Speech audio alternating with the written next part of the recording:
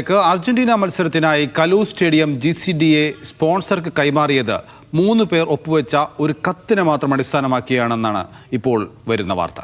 GCDA സെക്രട്ടറിയും sports കേരളയുടെ പ്രതിനിധിയും sponsor Anto അഗസ്റ്റിന്റെ പ്രതിനിധിയുമാണ് ഒപ്പുവെച്ചിരിക്കുന്നത്. ഒരു കരാറിന്റെ അനുബന്ധമായി തയ്യാറാക്കിയ കത്തിൽ സ്റ്റേഡിയം നിൽക്കുന്ന 31 ഏക്കർ സ്ഥലം സെപ്റ്റംബർ 26 മുതൽ നവംബർ 30 വരെ കൈമാറുന്നുവെന്ന വ്യവസ്ഥയാണ് ഉള്ളത്. നിതിൻ സേവ്യറാണ് വിവരങ്ങൾ നൽകാൻ. നിതിൻ, ഈ കത്ത് സൂചിപ്പിക്കുന്നത് എന്താണ്? അഴിമതിയുടെ തെളിവായി നമുക്കിതിനെ ഉയർത്താവുമോ?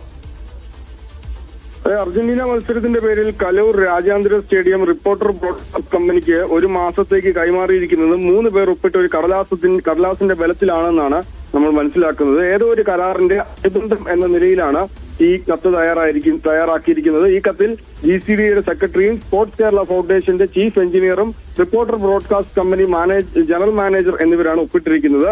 GCDA ആണ് ഈ കത്ത് തയ്യാറാക്കിയിരിക്കുന്നത്. GCDAക്ക് സ്പോൺസർ കമ്പനിയായ റിപ്പോർട്ടർ ബ്രോഡ്കാസ്റ്റിംഗ് ലിമിറ്റഡുമായി ഒരു ബന്ധവുമില്ല എന്നാണ് GCDA ഇത്രയും കാലം പറഞ്ഞിരുന്നത്. പക്ഷേ GCDAയുടെ ഈ വാദം പൊളിക്കുന്നതാണ് ഇപ്പോൾ പുറത്തു വന്നിരിക്കുന്ന ഈ രേഖ. അർജന്റീന ഫുട്ബോൾ ടീമിന്റെ സൗഹൃദ മത്സരവുമായി ബന്ധപ്പെട്ട് September 24 director of sports and youth അഫയേഴ്സിന്റെ കത്തിന്റെ അടിസ്ഥാനത്തിൽ തയ്യാറാക്കിയതാണ് സ്റ്റേഡിയം കൈമാറിക്കൊണ്ടുള്ള ഈ കത്ത്. ഈ സ്റ്റേഡിയവും ചുറ്റുമുള്ള സ്ഥലവും ഉൾപ്പെടെ 31.11 ഏക്കർ സ്ഥലം സെപ്റ്റംബർ 26 മുതൽ നവംബർ 30 വരെ 35 ദിവസത്തേക്ക് സ്പോർട്സ് കേരള ഫൗണ്ടേഷനും തുടർന്ന് റിപ്പോർട്ടർ ബ്രോഡ്കാസ്റ്റിംഗ് കമ്പനിക്കും കൈമാറുന്നുവെന്നാണ് ഈ കത്തിന്റെ പേജിലുള്ള വാചകങ്ങൾ. സ്പോർട്സ് കേരള ഫൗണ്ടേഷനാണ് GCDA സ്റ്റേഡിയം കൈമാറിയതെന്നാണ് ഇതുവരെയുള്ള വാദം. എന്നാൽ GCDA സെക്രട്ടറി ഒപ്പിട്ട രേഖയിൽ സ്പോൺസർ കമ്പനി സ്റ്റേഡിയം ഏറ്റെടുക്കുന്ന കാര്യം പറയുന്നുണ്ടെന്നും മാത്രമല്ല അവരുടെ പ്രതിനിധി ഒപ്പിട്ടിട്ടുമുണ്ട് എന്ന് ഈ കത്തിൽ നിന്ന് വ്യക്തമാകുന്നുണ്ട്. GCDA സെക്രട്ടറി സ്റ്റേഡിയം കൈമാറുന്നു, സ്പോർട്സ് ഫൗണ്ടേഷൻ ഏറ്റെടുക്കുന്നു, സ്പോൺസർ കമ്പനി ഏറ്റെടുക്കുന്നു എന്നാണ് ഈ കത്തിൽ എഴുതിയിരിക്കുന്ന വാചകം. അതായത് വലിയ തോതിലുള്ള തട്ടിപ്പ്, പ്രത്യേകിച്ച്